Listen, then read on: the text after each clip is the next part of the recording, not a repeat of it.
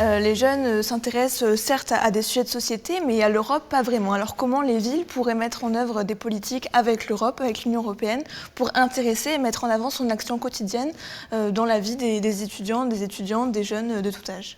C'est une bonne question parce qu'on peut imaginer aussi que c'est le rôle des universités et des écoles d'imprimer une notion d'Europe dans toutes les formations. En fait, on fait tous de l'Europe sans le savoir. Et l'Europe, c'est votre continent, c'est votre espace. Nous, on vous l'emprunte pour l'instant. Donc maintenant, le fait de vous impliquer, alors oui, on peut partager des informations sur ce qu'on fait à la ville avec ma collègue Nicole, toutes les semaines avec l'équipe. On a une équipe en charge de l'Europe. Et oui, on discute avec plein d'autres villes, on discute de tous nos sujets, de tous nos défis, des grandes transitions, que ce soit le pacte vert, l'âge numérique, la résilience et tous les grands sujets pendant la période du Covid, le plan de relance. Après, il faut que les villes soient aussi écoutées à Bruxelles. Donc ça aussi, c'est notre travail, le travail de l'influence des villes à Bruxelles pour que les politiques collent avec les besoins des villes. Alors moi, je pense qu'au travers, par exemple, du programme Erasmus, qui a été une immense réussite, et de ses petits frères et sœurs, si je puis dire, qui dépassent la question des étudiants, qui concernent l'ensemble des jeunes Européens, y compris ceux qui n'ont pas, pour le moment, choisi de faire des études supérieures.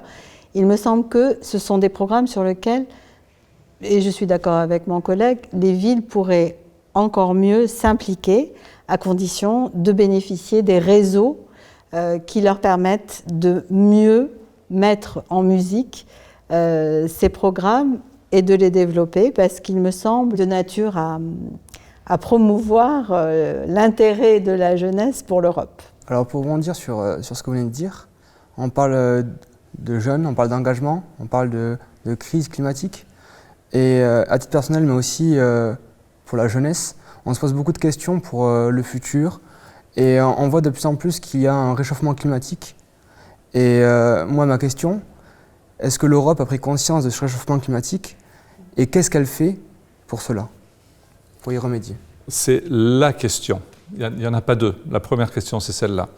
En fait, par rapport à il y a 10 ans, je pense que plus personne sur Terre conteste le fait que le climat change et qu'il va falloir, un, arrêter de le polluer, arrêter de polluer le climat, et deux, il va falloir s'adapter.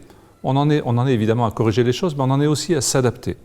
Plus personne conteste ça. J'ai une autre question par rapport au quotidien des habitantes et habitants de villes, que sont la protection des droits fondamentaux, avec les questions sécuritaires, de l'immigration. C'est des questions qui sont prégnantes dans l'actualité. Quel est le rôle de l'Europe aussi, et des villes en lien avec l'Europe pour consacrer, pour protéger ces libertés?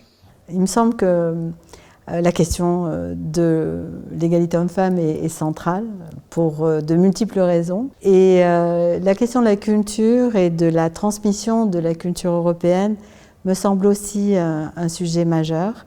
Et comment est-ce qu'on transmet la culture européenne?